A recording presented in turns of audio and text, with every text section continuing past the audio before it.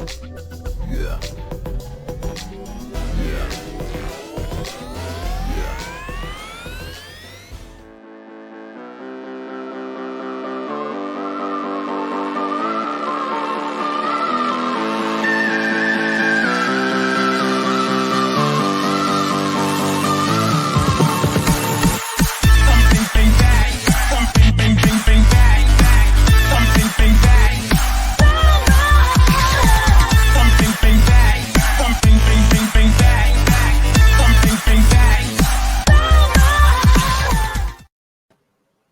Hello, everybody, and welcome to another episode of Ladies Wrestling Showcase, a bi-weekly show where myself, Melball Collins, along with the beautiful Astrid over there, pick a subject within ladies wrestling and we showcase it to you. This week we have an incredible episode set up for you, but first, Astrid, how are we doing today? I had a rough start to the day with a migraine, but it's feeling better. I'm glad in time to do this with you because I feel like two very good discussion points today that I'm glad we're hitting, and I'm really excited for them. But yeah, I'm glad we're going live. It's live today whenever we record it, so we're live and in color today, as you can see us. How are you doing, my lady? Hey, I cannot complain. It may be a brisk winter here in Alberta, about minus 28 last I saw. I don't want to go outside there, neither do my chihuahuas, but I can't complain because it is nice and warm in here. Now, you mentioned we've got two topics that we want to discuss today. The first being an article that came out, I believe it was last week, that we felt the need to discuss. Astrid, you kind of have all the information on that. Let us hear it. Yeah, what is it? Thank you, Carl, for stopping by. Thank As you you, saying, wow, Carl. two beauties, best team to talk to about women's wrestling. Appreciate you, Carl. Let me go ahead here. I mean, Well, you I'm can not look at or gonna. laugh at. I mean, we don't really care. I'm not gonna name the publication because I don't want to get them any more clout than they have to. So if you know about Mhm. it, you know. If you don't, you don't. That's fine. They deleted the article by now. Unfortunately, I couldn't screenshot it on time, but I had the caption of when they posted it. So I just saw I just saw this making rounds on Twitter, and I thought it was an interesting topic because it came from a guy more than anything. And like I mentioned in past episodes, like we usually get the guys discussing things when it comes to women's wrestling and women in their looks and everything. And Mhm. I'm at a point that why are you talking about it when you're not the demographic for it? You know what I mean? So Mhm. the caption or one of the quotes from the article was, can we stop excessively painting eyelids in pro wrestling? Could we stop using excessive amounts of eyeliner or fake eyelashes too?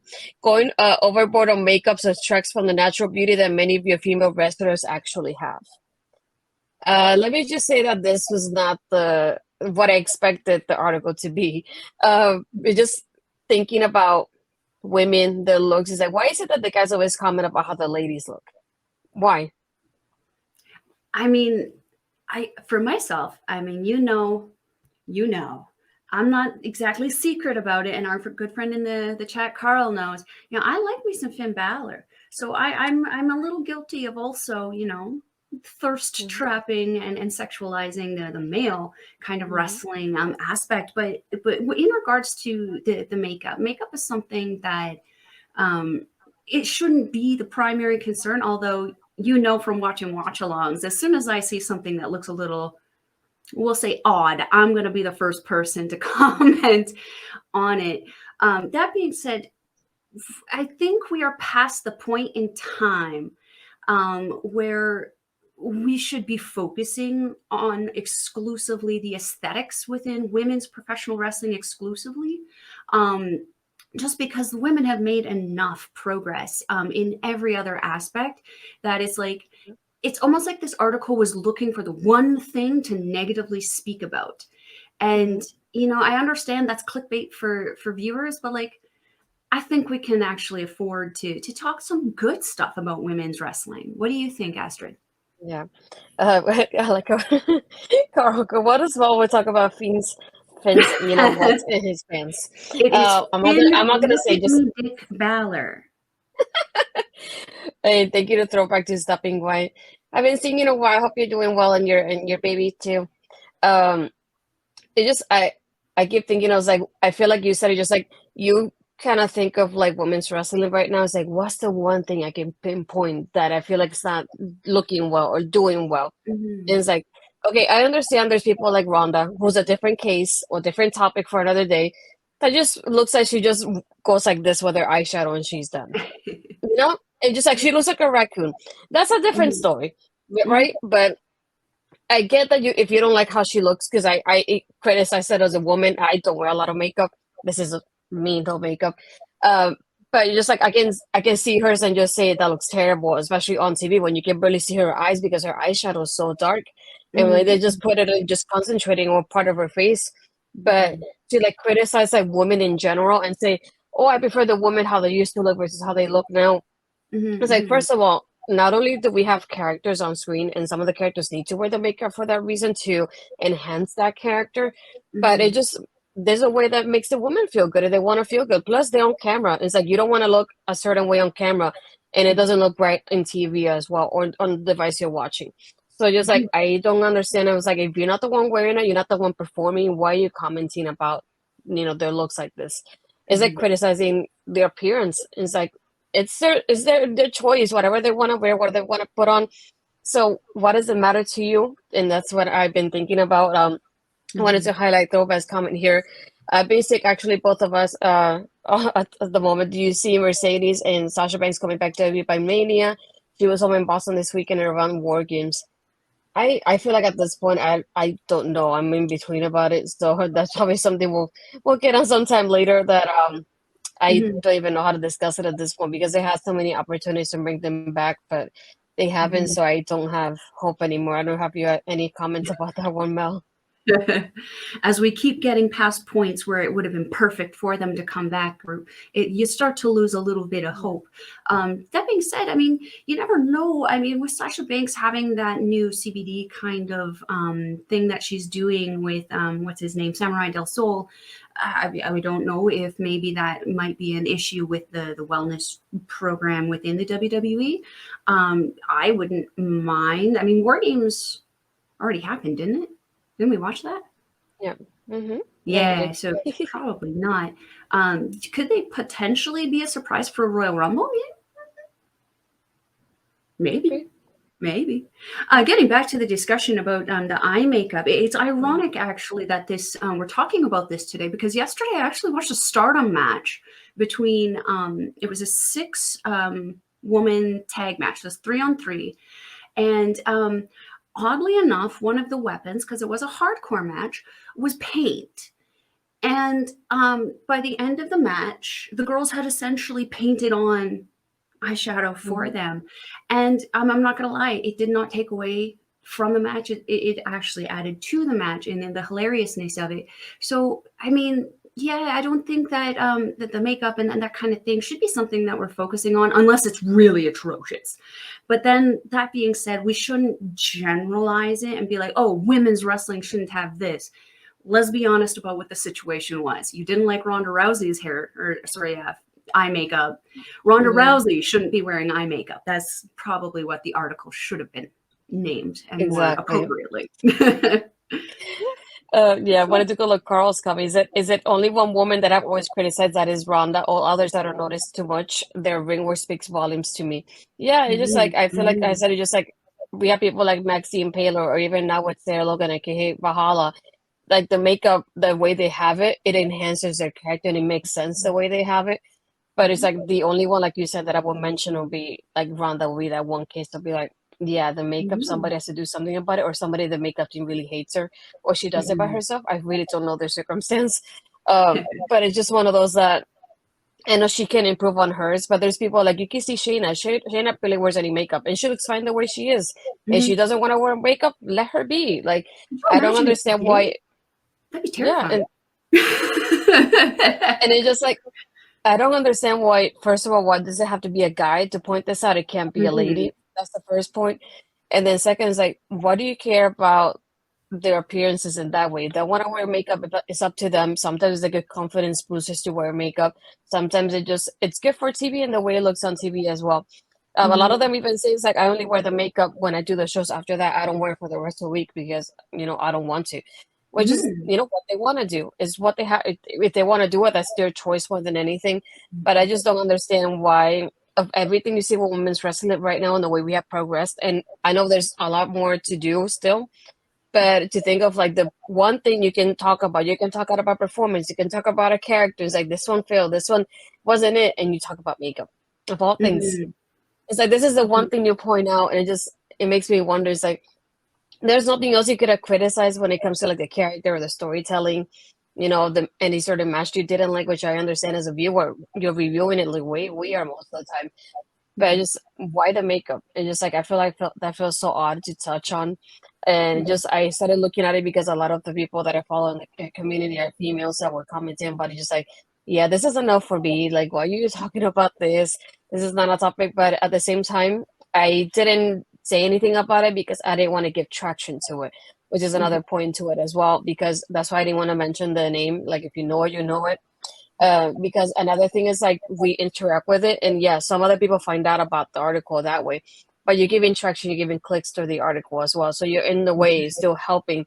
Uh, I don't want to say, but like the company itself and the website, by Mhm. and you're promoting it in a way, whether it's negative or positive, you're still getting them promotion and marketing, which is probably the way that they wanted to do it. They know what way to go, and they know how to take a topic and just twist it in a way that it will gain traction online. But like a quote like this one, this was the caption that was in the quote, to promote the article. So it's like they know what to say to stir the pot a little bit, and then people kind of go along with it without realizing it. And like whether you reply or you quote tweet it or you retweet it, people are still going to sit on your timeline, and there's other people that are not reading it, and that gives it traction, which is Mhm. unfortunate. You think about it this way. As Carl saying, twisted clickbait. That's Um, exactly what I was thinking. yeah, Yeah. and just like it just make in a way without knowing it, we're also rewarding them for saying those words they said, which is why Mhm. I saw the caption, I bookmarked it so I can read it for today. I didn't read the article because I didn't want to give it more traction than it needed to be. But I don't know if you had any other more thoughts about them before we head on to your favorite part of the episode today. No, no. With the makeup thing, it's always been something that I really dislike about women's wrestling. As someone like we both are about the same age and grew up around the same kind of eras of wrestling, we saw that transition where women went from being that kind of beauty queen, pageant girl kind of thing into what women's wrestling is today. And yeah, like people like back in the day, like Kelly, Tori Wilson, Stacy Keebler, they were classic beauties. But if you had something like that today, I mean, we do have still tons of that today. That's just kind of been altered to what it is that is modern and trendy and stuff. But yeah, I don't like it that it's being a focus, but it's understandable because if you don't have anything nice to say about the good stuff happening, crap on the bad stuff, I guess, right? So, if you don't have anything else to say about this, Astrid, I would love to move on to our second topic today, something I'm very excited about talking with you, and that is our top 5 influential women to us as individuals. Astrid and I have not talked about this at all. We have kept this completely secret from each other, so we don't know who each other's picks are. We're kind of going to be having a live reaction with you, where it's just as much of a surprise to myself or Astrid as it is to the rest of you. I'm super excited with this. Astrid, I want you to go first. Please tell me one of your picks for the most influential women in wrestling for you. I'm gonna say the first two are definitely like my top two, but the other Mhm. three are in no particular order. So there's not one better than the other one, it's just the way they For influence me. sure. And I'm gonna say before I start though, this was super hard for me to pick because I kept thinking, oh, I like this one, but did she influence me though? That was my question Mhm. when I was telling myself about it, and I kept going, it's like, okay, I like this one, but has she influenced me in any way when it comes to like women's wrestling or wrestling altogether? And it made me so much harder for me to like pinpoint somebody. Oh, thank you, Peter. Thank you, Tom. Thank you, Peter. Tom probably rated us on YouTube, but I can't really see it because I'm doing this too. Thank you, Tom. Um, for example, the one that I have, and this is probably not going to surprise to know people that I watched NXT before or taking over as well. Um, hey, Ed. Oh, hi, Ed. Oh, oh my God. No, I can't with you, Carl. And Mickey has to be number one. Oh, No um, spoilers, girl. my No, my last one, well, no, I don't want to say last one, but my fifth one, to put it from the bottom up, I'll go, will be Roxanne Perez. That will be no surprise to a lot of people. I haven't been watching her for that long, to be honest. So I'm still kind of new to her, but I feel like in the little time that I've been watching her, I've been really influenced by what she's done. Thank you everybody for coming. We appreciate you guys for stopping by. Thank you, Tom, for the raid from YouTube. For those of you that don't know, this is Mel and I'm Astrid. We're doing a next episode of Ladies Wrestling Showcase. We're just talking about our influences in women's wrestling. And so you have Tom, hey, I tried to send a raid, but apparently need privilege, so I had dropped the link. Thank you so much. We appreciate you.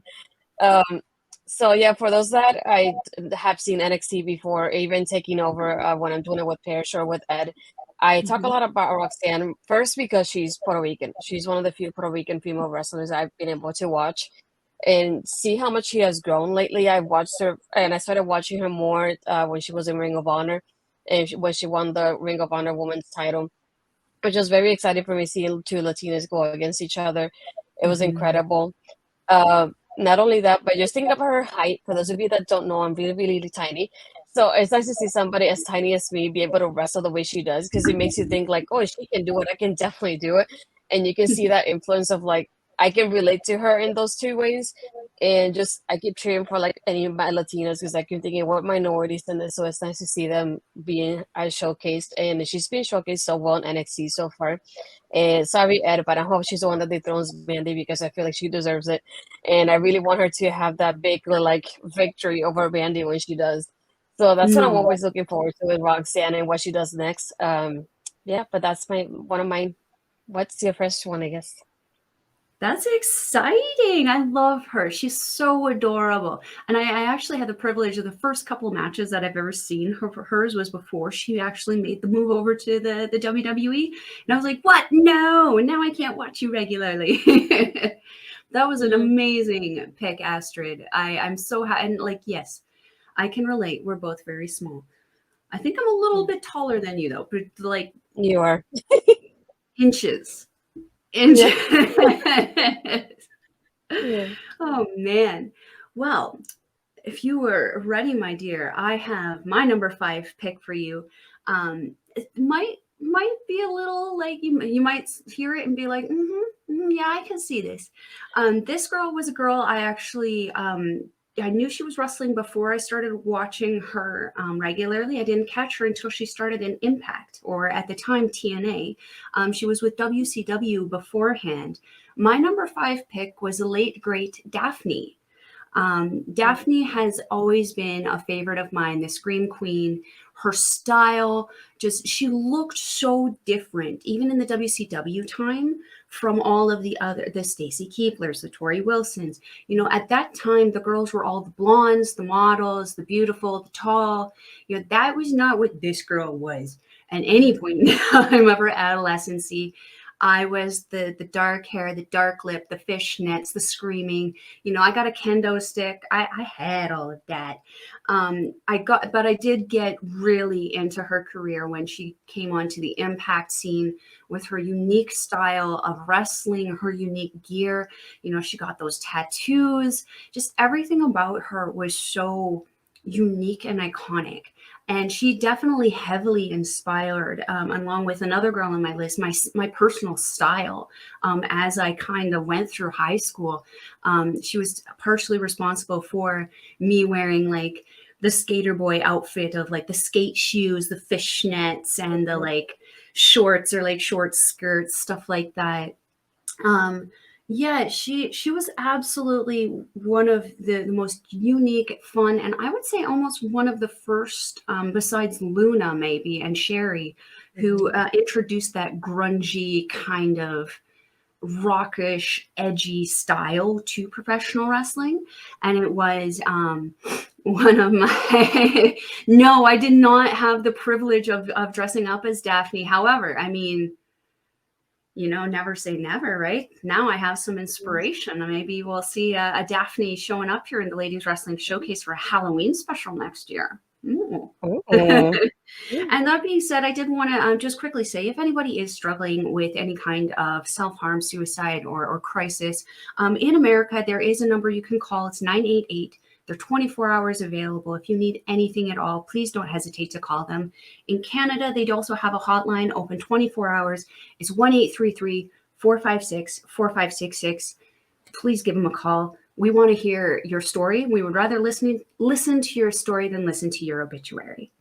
So moving on from that, Astrid, let's go into your next choice because I'm having so much fun with this.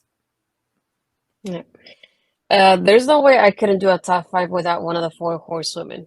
And I don't know if you probably guess who it is, but for this one, I think she influenced me in the way of like whenever I thought of the four horsewomen back when I was watching NXT, she's the one that I thought of and was like, this one's not gonna last long at all. The way I started watching her and the way she was presented in NXT, it was one of those that I'm like, I hope she does better than what she's doing now. And to think of like who she is now and the way she talks, not only does she bring herself and she highlights herself in such a way, but she highlights her opponents in such a way as well that just she makes you pay attention. And I feel like even recently, whenever she is part of the women's division, I feel like it gets highlighted in a different way, and you notice it when she's there on screen versus when she was absent. It wasn't the same. So I feel like she's one of those people, like, as my friend Parrish would like to say, organically and naturally, she came onto the scene and people like basically just had that energy with her and they drew themselves to her in a way that she was able to put herself up in such a way that nobody can deny her growth. And that is none other than the man, Becky Lynch. And it's like Becky has done so well from the lady dancing her Irish dance and the way she came on screen in NXT to what she's doing now as the man. And I feel like she highlights her opponents in her promos, in her matches. And it's just like I feel like whoever she's going against, it feels important in a way, whether it's with a championship or not, she does it. And I feel like ever since she won the SmackDown Women's title, I knew that was her moment to like rise up. So I was really happy for her when that moment came up, and like the storytelling between her and Bianca has been incredible. So I'm definitely excited for her and Bailey coming up too because we never really had them in such a way. So I'm very excited for their feud coming up as well. So I'm just looking forward to anything she does at this point because I feel like she's been unstoppable. I don't know if they just give her more creative freedom than the rest of the girls because it definitely shows like she's done something differently on screen than the rest of them. But I just love the way she just does everything on screen, to be honest, at this point. Mhm. I have to agree. The evolution that she has come on from as we had mentioned in our previous show with Kayla, the Irish dancing into the evolution of the steampunk into the evolution of the man. Arguably, I would almost say I challenge someone to tell me someone who's drastically changed that much in their career to go from being, as you had mentioned, the person who maybe might not make it out of there to being probably the most sought after person within the company. Very, very interesting there. Uh-oh, what did Ed say there? I saw No, my he's name. introducing What us did he say? to Dax. And just for the views that don't know and just came Oh, from perfect. Tom's stream, Thank you, uh, Ed. you know, with our podcast, we're usually between live and pre-recorded in our podcast, and we are affiliated to Backbreaker Media as well. So we see our replays there Mhm. on Tuesdays, I believe, if I'm not mistaken. We talk about women's wrestling because I feel like a lot of women don't cover, or we don't see a lot of women talking about women's wrestling. We see the guys talking about it. So we try to take a topic and obviously as anything that comes up, we get inspired by. We do it bi-weekly, so we switch between being live and pre-recorded. So this is the second live show that we have. And then on Mhm. Sundays, we release it as a podcast, so you can watch it later if you want on Spotify or your favorite podcast platforms. But thank you, Ed, for the introduction. And aside from that, Mel does her Stardom and NJPW coverage. So if you follow her on Twitter, you can see and go to her and Andre's channel. They do a lot of videos, a lot more than I do. I don't know how they do it at this point. But yeah, they are a lot more active on YouTube than I am because they give you a lot of great content. So We you have can a follow Mel for that. lot of videos because this Melball watches a crap ton of wrestling. Yeah, Oh very true. yeah, we for NJPW and Stardom right now, we're actually uploading 3 to 4 times a week just because there's 3 major tournaments happening and I got to keep up with all of them. I also even have like 2 more shows to catch up on tonight for another recording that Andre and I are doing tomorrow. So that's a lot of fun going in here. So Astrid, if you don't have anything else to add, I would love to share with you my number four, which might not surprise you. She is a little older though. This one, she actually started wrestling with the Fabulous Moolah in 1980. Was when she was actually in the school. She has wrestled in Japan. She has wrestled in the US. She has been a wrestler. She has been a champion. She has been a manager. I am talking about the one, the only Sherry Martel. Sensational Sherry, as some have called her, scary Sherry, depending on how much she's yelling at you. This woman, they do not make managers like this anymore. Sherry Martel, to me, I mean, I loved her wrestling. She was very, very good at what she did. But her managing was what really made her unique and stood out to me. The just because of her wrestling background, she had no problem whatsoever getting out there and getting in with the boys. She would take bumps. She would give hits. She would give bumps. She would do so much. I think my favorite promo on the face of the planet is the one that her and Macho King did, where they're just screaming at each other. And goodness bless them, I know there was just probably a lot of drugs involved in that scene at that time, but it's that promo is iconic to me because I can't really think of another manager since then, maybe besides Paul Heyman, but like for women, I haven't thought of one who is that excited about her partner or about the man that she was managing or the woman or whoever they're managing. She really took things from like a 0 to a 10 just instantaneously. And all she had to do was just be there because her presence was just so chaotic. Her style always evolved with the time. You know, she was 80s fabulous with the hair and the stuff on the side of her face and the shoulder pads and the dangly things everywhere. And in the 90s, you know, she really, you know, sexied up herself. You know, she was a part of the Shawn Michaels sexy boy thing. She sang a song initially, like, you know, she went from that 80s vixen into that, you know, 90s cat. And then, you know, she continued to evolve throughout her career. From the moment I saw her in the 90s to the moment she did pass, you know, she had such great genetics. The woman looked timeless. She barely looked like she aged. Her style was also one of my absolute favorite things because of that evolution. Again, I didn't watch a lot of her WCW stuff, but I have seen some of the footage of it. It wasn't to me as exciting as her stuff in the WWE and her stuff with like Macho King and all that. But yeah, that she's a former women's champion, Hall of Famer. Another amazing woman. Yes, Elizabeth. The feud between Martel and Elizabeth with Macho King too. I just loved it. So great. Astrid, what do you think of Sherry Martel? Do you have any memories of her? Yeah, the moment you said her name, all I could think about her and Kurt Angle singing the theme song. And just that's one of the things that I would never be able to unsee from that.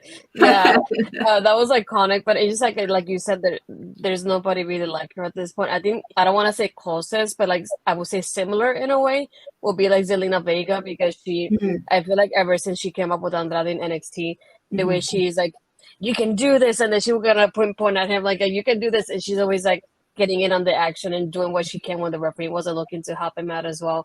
And I feel like it was one of those few moments that the manager herself and her, they had a really good chemistry and they were not together. They're like not in a relationship because they're just co-workers and friends. So I think it was always interesting because a lot of people kind of linked them as they were dating, but they were not. So I thought it was always interesting. Like that's one of the few times that the manager herself is not dating or married the guy, but she is having such a great chemistry with him that people think that they are as well. But it just shows you how well they work together. And that's a parent that I love. I miss them together so much. I wish they were back together. Maybe sometime in the future, but I do miss them having this together because for those of you that didn't watch the NXT parts of Andrade with Zelina and the way she came about, I remember just thinking when I was watching NXT, I could see her in the crowd, and I kept thinking, "Oh my God, they're gonna put her with him eventually," because of the signs. So I thought that was pretty awesome as well. As Sherry ran the Gambit though, and she was with the Mm. Harlem in WCW as well. But yeah, I Yeah, feel like no, she was with Booker when he dropped the infamous N word on TV. Yeah. But yeah, I feel like I don't want to say she's the closest, but I think she's kind of similar in a way to that, and that's the most similar I've seen to Sherry on screen has been to me Mm, Zelina, because I know people like Scarlett had she's the manager, but you don't see her getting involved as much. I feel like Zelina does mhm. it more often, so I feel And like that she's the one that disappoints me. That yeah. really disappoints me because I know how much experience and talent that Scarlett does have. She would actually be, Mhm. and also Rhea Ripley, Mhm. with Judge, is it Judgment Yeah. Day? Yeah, Hmm. the three of them are really starting to revolutionize Yeah. and bring back that strong woman manager kind of role. I would just like to hear them be a lot more vocal. Selena tries though, Hmm. for how Yeah. little she is. She tries very, very hard. Hmm. But I would like to see them be a little bit more vocal. But yeah, you're absolutely right. They're very comparable. Yeah. So moving on from here, Astrid, I'm ready for your next lady. There's another one that I don't think will surprise a lot of people that have known me for a while. This one, she means a lot to me, not only in the wrestling aspect, but the fact that she's also Latina, Puerto Rican, to be more specific. But also because I feel like with her, it was one of those moments that she doesn't shy away from talking about her mental health Mhm. and the way she grew up with her mental health issues. And it's just one of those things that you don't hear people talking about that too often. And I'm glad she has been vocal about it in and out of the ring. And not only that, but it just the way she has embraced being a nerd and a geek. I feel like it's one of those things that I really enjoyed because a lot of people don't think about it when it's TV. But it's like I'm a bookworm. I love to read. I love to listen to audiobooks when I'm out watching wrestling. And then I love video games here and there. And I love like reading comic books and reading about Marvel and watching the movies and all that stuff. So it's just one of those things that I like a little bit of everything. So it was, I think, the first time that I actually saw a girl that was more nerdy, and she wasn't portrayed like a supermodel in any type of way. I felt like the way she was portrayed on TV was different. So for those of you that don't know, that will be none other than AJ Lee herself. Um, I just love watching her perform and the way she was on TV. I feel like she grew a lot. I've been watching her in the season three of NXT, and she was just portrayed of that like little tiny nerd girl, and I love seeing her because she's tiny as well. I read her book too, and I really loved it. You know, reading about her journey and her mental health, and the way she just doesn't stop talking about it. And even now, she has written comic books, she has directed other things too, and she's done so much outside of wrestling that people don't talk about often because it's not involved in wrestling. But I feel like if you haven't, you really should follow her what she's done outside of wrestling after WWE. And as Ed is saying, that's I have covered Roxanne's kayfabe mom, AJ Lee. I just love seeing the relationship that she has with them and with Indy on Twitter. She's like, "Oh, look, I'm proud of my kids," because they were really influenced by her as well. So it's pretty awesome to just see her and how she has already influenced a new generation of girls, and they'll keep influencing others as well. But yeah, just having her like she's half Puerto Rican, I believe, but having a Latina in there as well, and her saying that in her book and mentioning it and mentioning it, her journey in WWE and in wrestling, it was incredible to read that book. So I really loved it. But and even watching like Fighting with My Family, if you haven't watched the movie, I just like seeing her character portrayed in there as well. So I thought that was really cool watching it from that point of view. Um, but yeah, and not only that, but like Zelina herself playing AJ Lee as well. So that was another point to it too. But yeah, that's my third one. I love AJ Lee, and I loved her for the same reasons that she was a very unique looking girl, but also she had that nerdy aspect that really made, when you like those nerdy things too, it's like, hey, the pretty one likes it, I can like it too. Makes you feel good. I remember she actually cut, I think, my favorite promo on the Bella twins. And if you know which one I'm talking about, you just know. Yeah, That infamous comment, I love bringing it up. I love reminding people of it also. yeah. So, if you are ready, my friend, I am going to move on to my next choice. And it is going to not be a surprise to the Canadians here. She is a local hero. She did start here. She has been around for a hot minute. And when I say hot minute, I mean like she's been around. She's a veteran. I am talking about none other than Natalia Neidhart, the Queen of Hearts.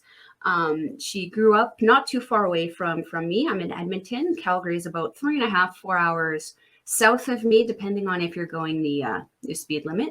I really, my favorite thing about her was that she came in right around the time where I was graduating from high school. So this was a time where Tristratus, Lita, Tori Wilson, these were the girls that you kind of had on there. When you brought in Natalia, Natalia's always been a girl who I think the best word to use is thick, because she was very muscular at that time. She always has been throughout her entire career.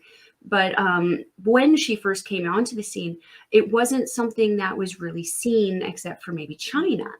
And Beth Phoenix, I can't remember. I think Beth Phoenix ended up coming a little bit after her. So yeah, she was kind of like for me a really like sweet, almost Canadian superhero for me to start watching because yeah, she might have been, the pretty blonde that all the other girls were, but she was jacked. She had in-ring experience that rivaled some of the men who she was, kind of working with. And she wasn't even wrestling, the men so much, but she could really take them if she needed to. This was still a time where like the women's matches were like starting to get away from the evening gown and bra and panty stuff, but I'm pretty sure that she got subjected to a few of them. I know the costume contests were something she definitely was subjected to. I considered her a prequel, a get ready with us, if you will, for the women's division of today, where she was essentially, I feel, the foundation or the ground laying for women starting to wrestle the way that they are today. She's got a crazy move set, that one. Lots of submissions, obviously Heart Dungeon, trained there. She gracefully evolved from one era of wrestling to the next. She has remained, maybe not highly relevant, but relevant wherever that she does show up. I've always found her style to be very classy, very beautiful, very I don't want to say bougie and make it sound bad, but she is pretty bougie. And there's nothing wrong with that. She looks gorgeous. Mhm. I mean, her cats are adorable too. So, but I also loved how with that beauty and just grace that she has, she also has that obvious goofy factor Mhm. that a lot of professional wrestlers have to have. But I love that she's not afraid to hide it. Um, Mhm. Most recently, I feel her matches that she has had against Charlotte have stood out the most to me, just because those are the matches where she does get to show off a little bit more. Um, the only thing I'll say that I'm not the biggest fan of is that she's not a very good bad guy. She's not a very good heel. I Yeah. like seeing her as a face. I like seeing her as a good guy because it just when she tries to be mean, it's not believable, and I think that's because she's Mm. Canadian. What do you think about Natty? I think it's funny because I I haven't made liked herself Natty a the way you model. have. Yeah, we're definitely opposites on that one, but she's one of my mom's favorites no matter what happens. Like if I showed her my when she was doing the women's tag team championship with Tamina, I said, "Look, Mom, Natalia's on and the WrestleMania card." My mom's like, "What? She's wrestling?" So she was always excited, but I want to say she always made me laugh watching Total Divas because she's a terrible dancer and she tries Yeah, so hard, but she's terrible at it. But she's made me that's laugh in also those a moments when Canadian I've seen thing. her. And but yeah, like you said, one thing that I always notice with her is just like she tries when she's being a heel, but it doesn't come off that well. Like she's trying too hard, and I feel bad that she is.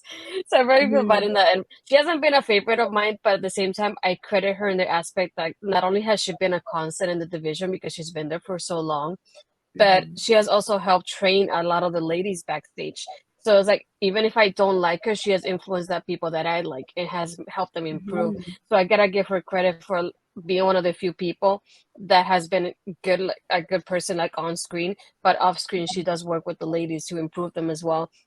And I know she Mhm. probably does help TJ with everything he's been working with the ladies so far improving the women's division WWE. So I give her credit in that aspect of like she's going above and beyond, not only to help the present but the future of the women's division, and it's something you can't really take away from her, to be honest. 100%. Love that Queen of Hearts. And this one's for you. Yes, she has, Carl. Jenny has taken away a lot of Natty's innocence. Mm. Although, if you follow Natty on Instagram, I mean, the pictures, yeah, there's a lot of boobage there, but you go further down, ladies, there's makeup stuff, there's jewelry, there are cats, there are shoes. Just to point out, there are shoes. So, Astrid, we are getting down into the final two. Give it to me. Give me your number two, girl. I mean, I know this one's not gonna surprise you at all. It's fine. I already mentioned her a few times, so you probably get the clue. But my number two is very special to me. I've seen her wrestle, I think, since 2010 or 11. I remember going back to Impact and watching her wrestle, and I could I could relate to her right away, even though I knew that her character wasn't really part of her persona or like who she is Mhm. at the moment. But watching her not only because she's very tiny as well, she's mighty, she's small but fierce. But I love also like similar to AJ that she has also giving us that part of like her geekiness and her nerdiness and everything she likes, she highlights it, and I really like that about her because she's not afraid to show who she really is and what she's interested in. And even though we haven't seen a lot of her wrestling in WWE, unfortunately, but I feel like she has done great with what she's done and what she's given, and that's none other than La Muñeca Selena Vega, aka Tia Trinidad. Um, I've been watching her since I was like Rosita and Sarita in Impact before, and even watching her when she was with Andrade, and even now with Legado. I was torn about having her in Legato because I liked it the way it was, but at the same time, I feel like it's been great to have her as a voice for them because, like, when she talks, you really pay attention to her and what she's saying. She really is that center of attention. She, takes that spotlight when it's given to her and she takes advantage of it. Yeah, I wish we would have seen her wrestle more often. That's the only thing I haven't seen much of her in WWE. But so far, she won the Queen's Crown, won the first one that happened. She was one of the women's tag team champions as well. I still have hope one day she'll become champion, hopefully for myself. I'll get to see that. And like I said, she was at that moment of when she was in Fighting with My Family, portraying AJ Lee herself as well. And I think she really did a great job with it too. And she's one of those people like she likes like Naruto and all this stuff that you like. It seems so random for her. And all those like video games, her Twitch streams. So it's always nice to watch her embrace what she likes. And she's also Puerto Rican as well, so I love that about her too. I get to see myself in her, not only being Puerto Rican, but be tiny too. But yeah, that's my favorite, one of my favorite ones. Very, very good choice. I actually was going with somebody else when you started saying that, but then as soon as you said the Rosita and Sarita, I'm like, no, no, that is not who I thought that was. Yeah, Zelina Vega. I love following her on Instagram. Every day she's posting something just wild. And she has such a variety of content too. She's got the video gaming stuff. She's got her modeling stuff. She'll post pictures of her workouts and the things she's doing.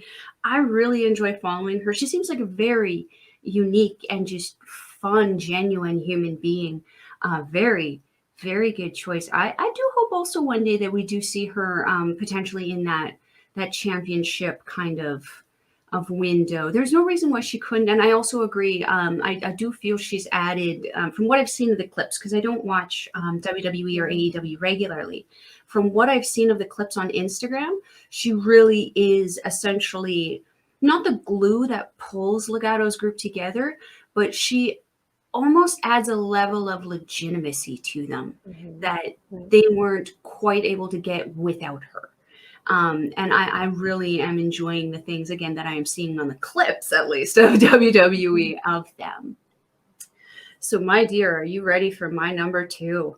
I've sort of mentioned her a little bit. We've mentioned her also on our last show, Ladies Wrestling Showcase, where we talked about the Four Horsewomen briefly.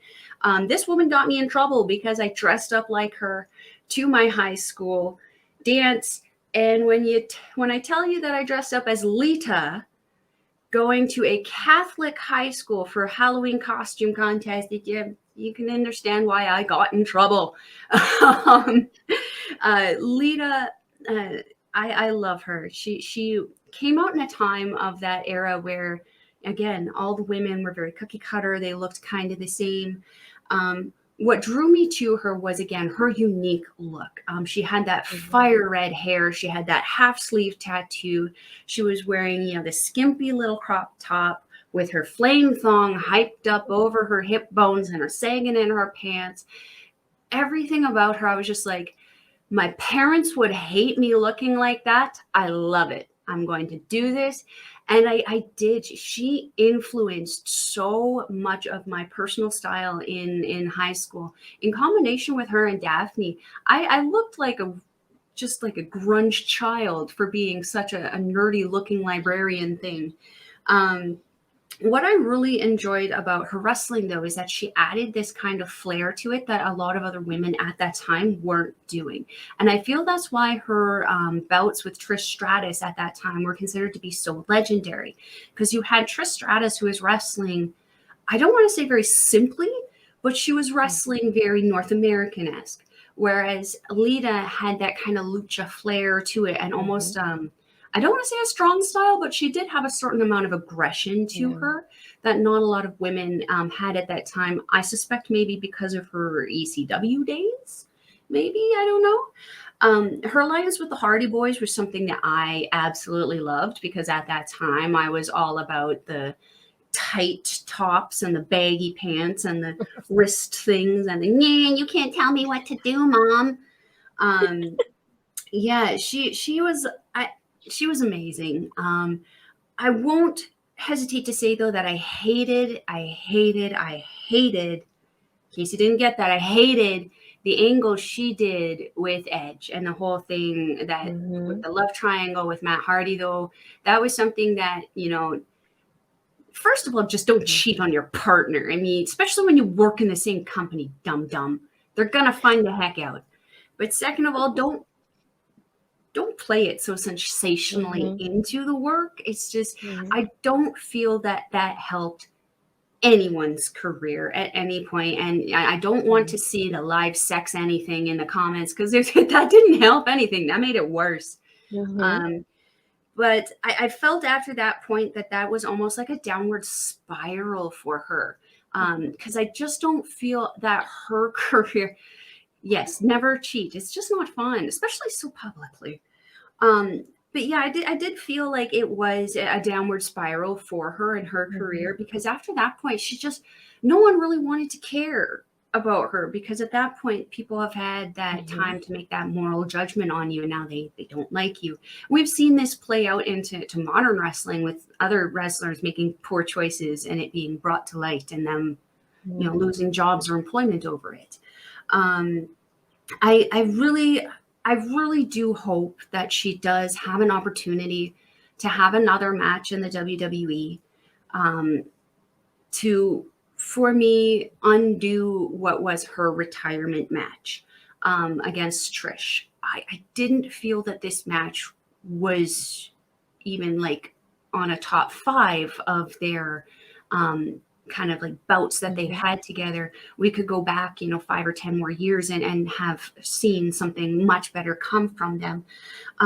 But Lita actually was good at getting back to the positive side of this. Lita was actually the person who wanted, or who inspired me to want to try to wrestle and had me actually start looking into wrestling. I did have the privilege of doing a mini camp that was offered probably, I want to say about 20 years ago at the university I was going to, and it was not a good experience. It was run by men. It was dominated by men. I was the only girl in the whole thing.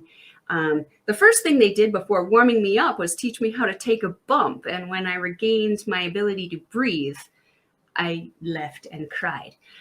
It was not a fun experience, but she was the person who inspired me to want to wrestle and subsequently to look into other areas of wrestling. When she left, that was when TNA came out, which Mhm. came into Impact, and this was when I started to hear about other companies like NWA and then subsequently Ring of Honor. Um, she was such an amazing wrestler at that time, and again, just like Trish Stratus, unfortunately, I don't think that if she did come back to wrestle the women of today, that she'd be able to kind of hang with them. But for her time, I feel that she was, one of the best kind of renegade Mhm. wrestlers that the WWE did have at that time. Astrid, what did you think of Lita? Yeah. I was gonna say, if you haven't watched it, she had, at least in my opinion, a really good match with Becky Lynch at one of the Saudi Arabia shows, not so Oh, long ago. So I definitely want to watch it. That happened recently. I forgot what year. I'm terrible with numbers. But relatable. yeah, but altogether, I remember watching with the storyline happen with Edge, and at the time, I liked it because I kept thinking, "Oh, there's a woman involved in this," and I feel like that didn't Mhm, happen often at the time, so that's why I liked having her there because her presence was something you couldn't miss there. mhm, And then at the same time, I was a Cena fan, so I was like happy of the way it was going. But mhm, like years later, as you mature and you learn things, it just I realized it's like this woman was being slut shamed on TV on a weekly basis. Like I didn't like that part of mhm, it, and I wish that would have been a little bit different. And like you mentioned, and not only that, but her last like appearance in WWE before the Becky Lynch match was the Crime Time taking her clothes from her locker room and throwing it away and giving it to people in the audience. And I was like, wow, this is interesting to think about because I kept thinking, oh, the way Trish left winning a championship on her last match versus Lita's last appearance at that time was her clothes being given away and thrown over to the fans by mhm, Crime Time. I was like, well, that's interesting how different that turns out for both of them. So I was always hoping she would come back and have kind of like be able to like redeem herself in that way with being like having a good match for her last match in WWE. So I'm glad she mhm, had that match with Becky Lynch for that reason because I feel like that was a lot better way to wrap up her career there mhm, rather than the way it was before. mhm, But yeah, I just I kept like comparing her and Trish and like how the careers went because of that too. But I also got drawn to her like you did because I liked how she was different from the other girls. I'm up, I like my alternative punk rock music. So watching her, I feel like I was watching that punk girl on the screen. And I really love seeing that because I feel like I could kind of like I feel like I had more energy towards her than I had towards Trish. And like I like Trish, but I feel like I like Lita because of that more. And I could mhm, relate to her more like the way she was having like her color, like the red color and her outfits and like the wristbands and everything, the way she looked different, and I love that about her. That it wasn't just like a regular like model looking blonde girl, and I like that she mhm, looked different, especially for that moment in WWE. And I feel like she was great in the ring. Like you said, I like her influence of like having the lucha style and aspect to it when she wrestled as well. So it was definitely different from what Trish was bringing to the table at that time. So I really liked her a lot for that reason because she was so different, and I love seeing somebody that was different from all the other girls. And it was one of those like you could easily like pinpoint her from the rest of the girls as well, along with Trish because of it and their experience too, as a whole. Overall, I love watching them. So like I said, I know a lot of people don't watch these other radio shows. I understand why, but if you haven't, definitely check out her match with Becky. I feel like they did very well with the promos and everything the lead up to it. And I hope that's definitely not the last time we see her. I'm hoping that she mixes it up with some of the girls here because I feel like, especially with the horsewomen, she can definitely bring the best out of them, and they can do the same with her as well. Um, Thank you, Doc Knight, right? I think I'm reading it that right. I want to say this has been really interesting and nice to see detailed insight into the female wrestlers and the impacts evident in you both. Thank you. thank you, Yeah, sir. this is the. I love how when Mel brought up this idea, I thought it was very cool because, like I said, it's a good way to talk about ourselves without being Mhm, too self-centered, and we're not really reviewing wrestling like we do on a weekly basis. So that's always nice to have a topic like this. mhm. Let's go to my number one next. Okay. Yeah. And look at the variety that we have had in the show Yeah. so far. We've got a couple old ones, a couple new ones. It's incredible to see how wrestling, even Sherry was around before I was even like, Mm. what happened? Yeah. I thought it was me. So, That's my what I was friend, what waiting. is your number one influential lady? Oh, hi, Uh, Bobby. Hi, Bobby. Thank you for stopping by. For me, this is another one that's not really going to shock a lot of people. I loved her influence on me because, like I said, she was one of those that, especially at the time she came on, watching her starting from NXT and how different she looked and how she embraced um, being that punk rock girl and how she looked. Um, I just loved seeing her. I was drawn to her for the moment I saw her in NXT, and I kept watching her ever since.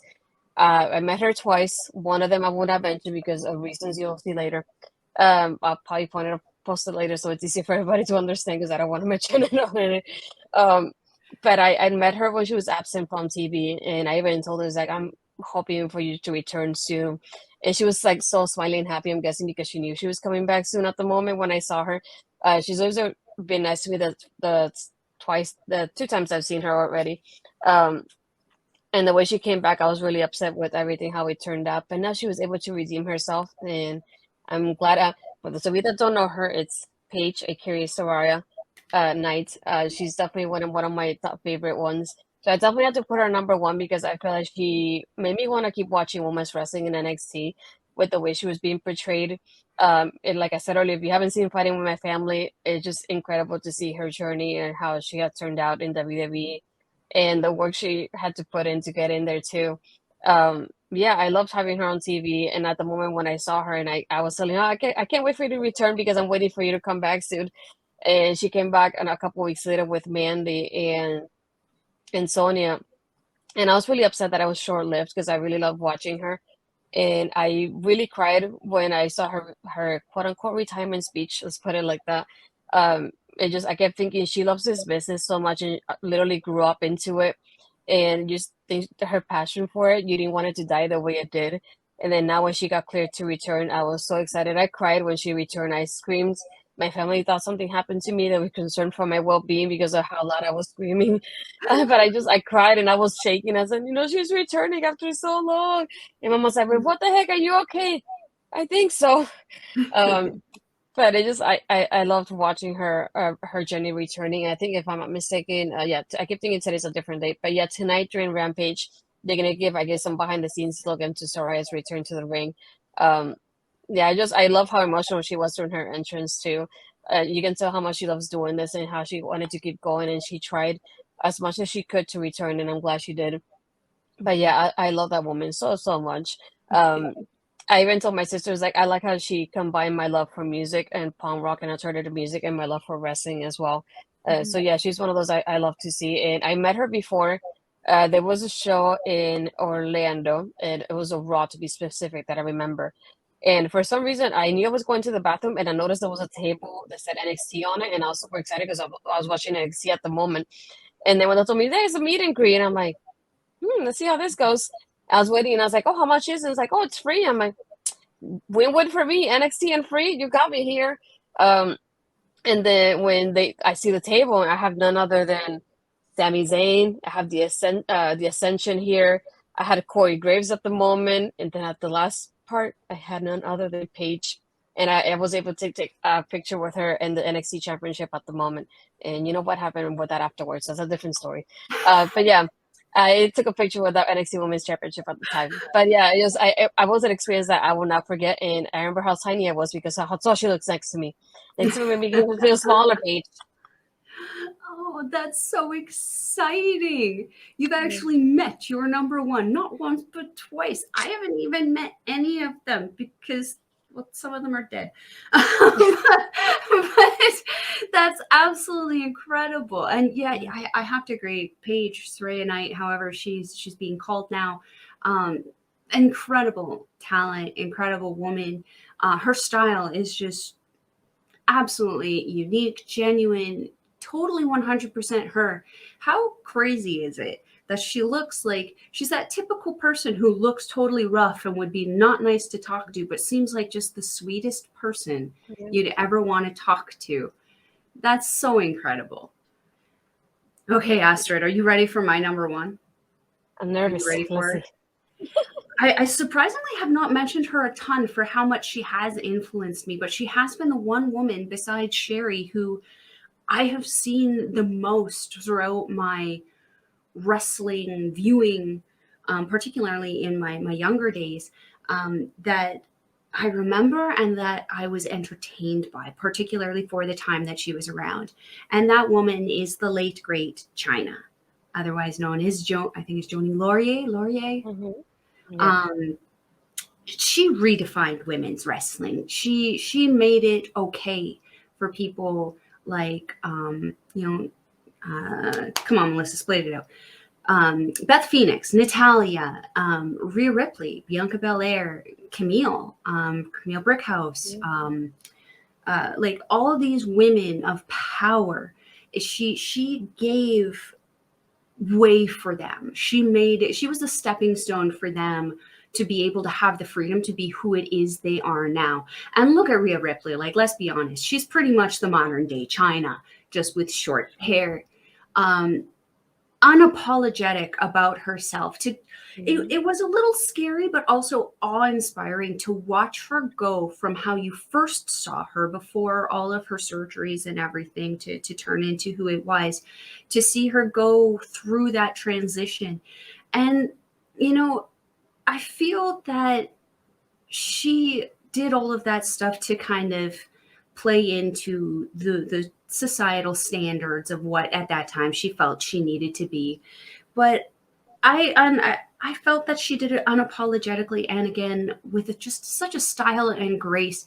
Unfortunately, her problems always did seem to overshadow her career, which was very unfortunate because her career was actually really good, specifically when she was with that corporation, and even after the corporation, where she had evolved into that, over the top face to the crowd, where she had the big gun and she would come out and she would shoot it with the sparkles and everything.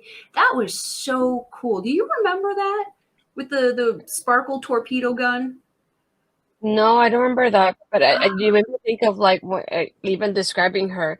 You reminded me, I don't know if you've seen her. Recently, there's been a young woman that has been cosplaying as her for conventions, and the way Yes. she does it, she Spitting couldn't look image. more like her. Holy moly! It took me a Spitting moment. I image. was like, wait, this is not her, but she could easily say I'm her child because I will not deny it to her because she looks so much like her. And I think it's incredible Mhm. because it also made me think of like the women when you see the cosplays, which is another thing that I love. I don't Mhm. see anybody really cosplaying as China, and that's one of those like that doesn't get any better than that one because she did so well with it. Yeah. I And wanted how to hit hard is that body type to cosplay in the first place? Like, she was right. a amazing athlete of a woman, and she dwarfed some of the men in the locker room. I mean, I don't want to sound mean, but like, X-Pac pretty little. Like, that's that's like a child to her. We won't get into the history of that though, because we don't want No, to I talk wanted to point out about how that that. happened to you though. Um, what I loved about her though is that she did not have to say anything when she walked into the room. She just had this presence where you knew she walked in. She didn't need to say anything. I preferred her not to say anything just because she wasn't the greatest on mic, Yeah. but I did enjoy how she kind of carried herself and portrayed herself. Her matches at the time when she was facing women, I almost felt it was unfair. A former women's champion. Um, Sorry, I was going to come out there on Bobby. Yeah, Luna. I do love Luna. She wasn't an honorable mention for me.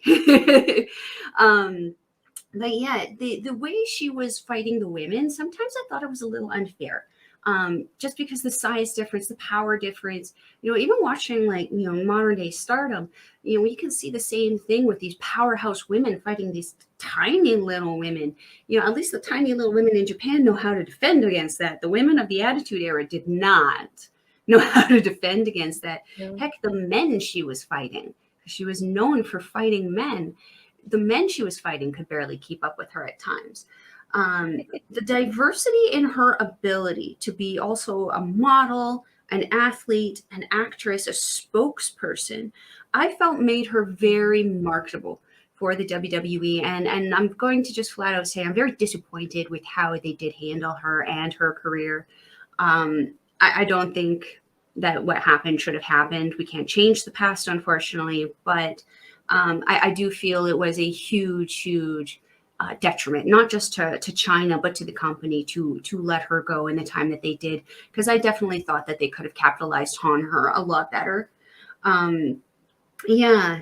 What do you how do you feel about China there, Astrid? Yeah. I also wanted to point out this comic because I didn't know about this. Dark Knight to say it made me sad when Jericho put out her wrestling skills when they worked together in an interview I saw recently. I didn't know about the interview, but I guess I don't follow Jericho in that way. So, um, But yeah, it's just pretty sad to think about when, like, I feel like she done so well and she did so great for women's wrestling, especially at the time Mhm, that she was in. Because you know, a lot of people, like I said, don't think about the women's revolution starting when it did. mhm, I I credit Impact for starting it a lot of the time, but I know that there was ladies at China that were speaking up to do stuff like this. mhm, And like this, mhm. she was one of the few ladies that was in the men's rumble as well, especially at the time. So it's incredible to see if like the things like it may seem little at the time, but incredible things that she also did. And I feel Mhm, like I'm waiting for that moment, and I know there's the Twitter account is campaigning for that as well, for her to get that solo induction to the Hall of Fame because I feel like her mhm, contributions are discredited when she just is listed as a DX member and that's it. And it's like, oh, the excuse is, oh, if you search her name, you're gonna see a lot of things you're not happy about. Yeah, but there's people like Sunny who have the same, like her rap sheet, it's a lot worse than China's, and she's in the Hall of Fame. And you know, and there's other mhm. people, males that have the same situation. They have a terrible rap sheet, but they're in the Hall of Fame. So to me, that's not a good Mhm, excuse to not give it to her. I feel like she deserves it, and I feel like it will mhm, highlight women's wrestling in a way. It'll just bring it as a surprise and give it to her. But mhm, yeah, I feel like mhm. at the time she was doing what she could with the time with what she had, and she worked really well with it. And like you said, she has such a great presence about herself that I feel her body language spoke for itself, and she didn't have to say anything, which I really liked about Mhm. her as well. And I feel like it doesn't happen often when you're intimidated by a woman the way you were with her. 'Cause even I was intimidated. But like you Mhm. said, I love her influence on the woman today. People like Rhea Ripley who just see like, and probably people like Raquel who got influenced by her as well, and like in the way that they look right now too. And that's what I love about women's wrestling, just the way that there somebody always identifies with somebody else and they get influenced in that way and it keeps going in that way. And I really love seeing that kind Mhm. of snowball effect to it. And I love seeing that with the women. She's also one of my like you can't see that, but one of my Funko Pops. I have my women's wrestling theirs in there too. Love But it. yeah, she's one of those that I needed to have, and she's there for that reason too. Because even though I didn't get to watch her like live like other people did, I think the only time that I really watched her live was she was in Impact with Kurt Angle, which is obviously not a great performance to see about her. Mhm. But that's one of the only like few like life memories I have for her because I didn't watch wrestling when she was there. But I've seen like the clips of like the ones that we post every now and then and the things you see on social media, so you're able to see what she was doing, how great she was working at the time. I feel like when she needed help, she didn't get the help she needed, and that's unfortunate.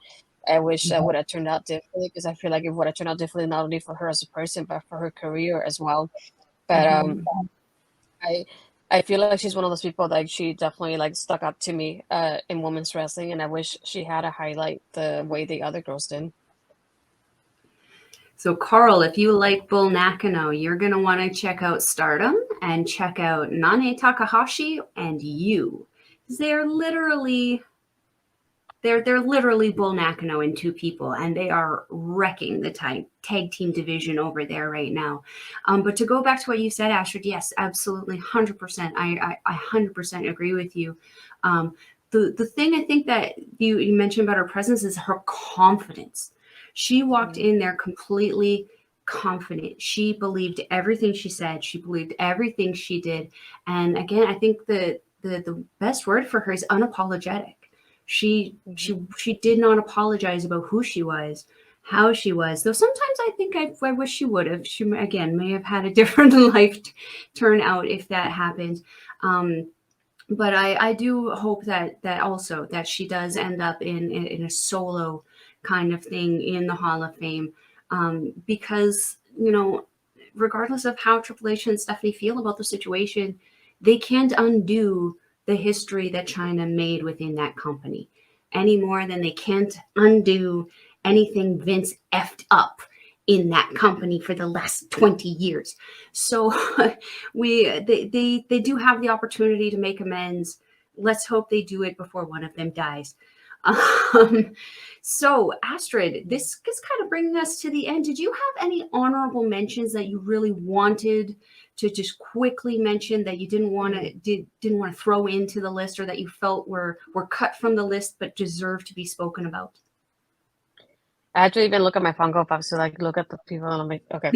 Um, Definitely, I know they go. I want to put them hand in hand together because I feel like I like how much they have done for women's wrestling, and those are definitely Naomi and Sasha Banks.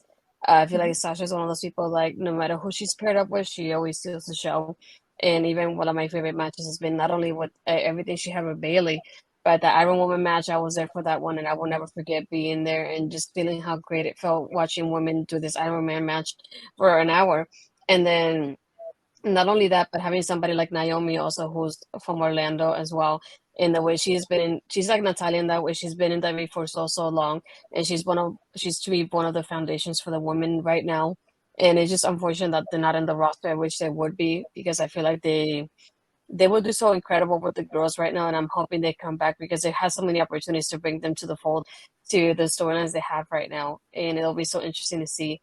But definitely those two, and I think another one that I liked as well has been Alexa Bliss, not only for my height as well, but I guess she's another one that's pretty nerdy.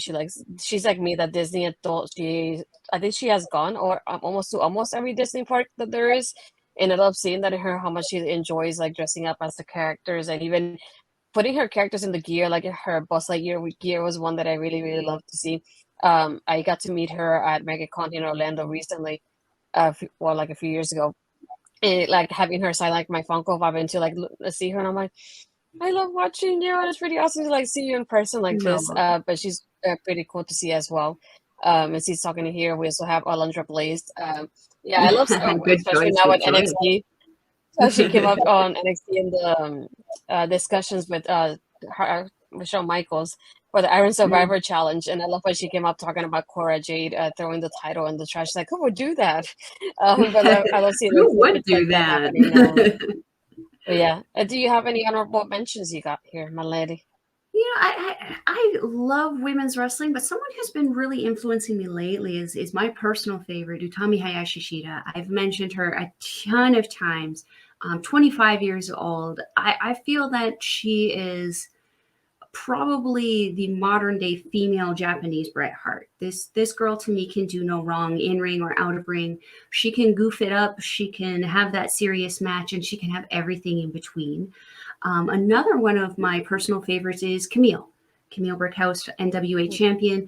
Just recently saw an announcement by a local favorite of ours here in Edmonton. Ava Lawless will be fighting Camille in Calgary Yes. at some show that I don't know the name of it, but she's going to be in Calgary, so I might have to make a trip just to meet Camille and see that match.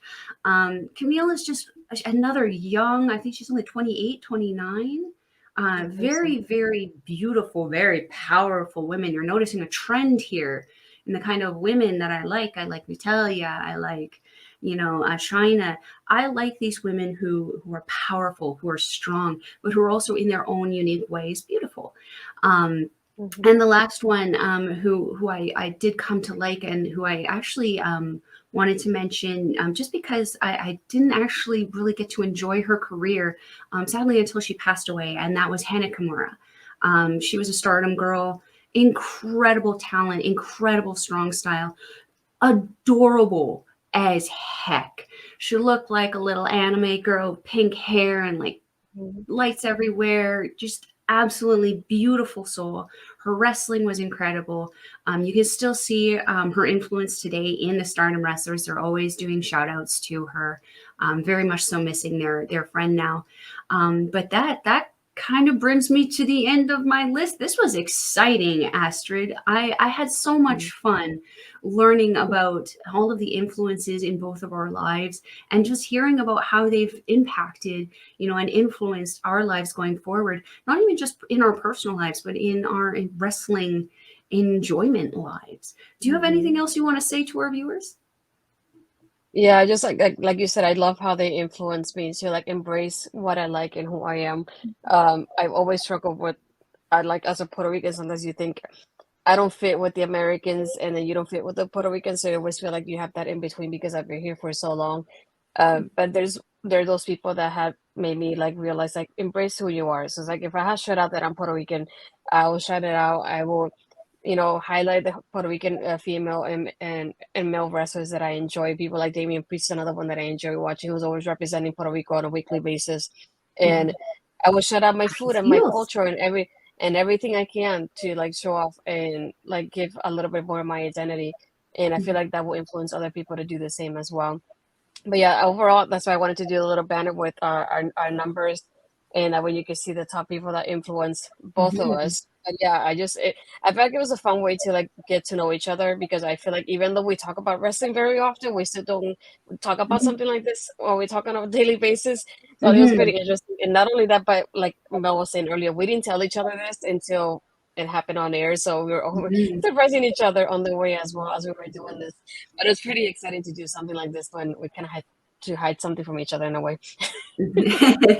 Exposing it. So I think that is bringing us to the end of our Ladies Wrestling Showcase episode today. Astrid, if the people are wanting to follow you, where can they find you on social media? You can find me on my Twitter, which is like that, Astrid Pizarro, and my Instagram, Astrid Pizarro20.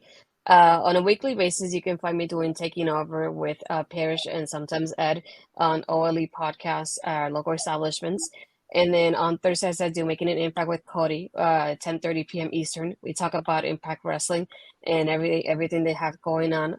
We did a show last time, so if you missed it, and you can watch it on here on YouTube and on Twitch. I'm on the VOD, and just get in a conversation with us about Impact. And if you're in Florida, I'm going to the Florida shows in January for Impact as well. So I'm really excited about that.